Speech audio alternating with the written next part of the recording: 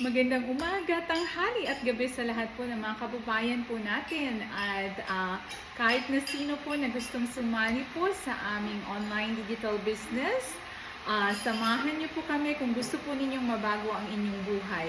Ngayon po, pumunta po ang aming pinakabata at very driven na coach po namin at tinuruan po kami ng mga strategies on how to become a better online digital business owner. And of course, nandyan din po sina Ate Marilee na galing pa ng Houston, and of course, my friend Roville na talagang nag-encourage po para sumali po ako sa online digital business na ito. Initially, I was so skeptical, pero dahil nakita ko na ang daming nabago ang buhay dahil sa business na ito, ay na-encourage din po ako sa bandang huli. So, anyway, you don't have to sell anything, or you don't have to beg friends, or you don't have to knock on someone's doors. And hindi rin po siya MLM at hindi rin po siya pyramiding, and definitely not a rich quick scheme.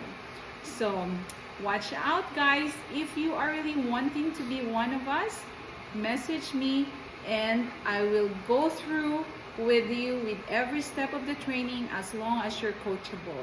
Have a wonderful and blessed day.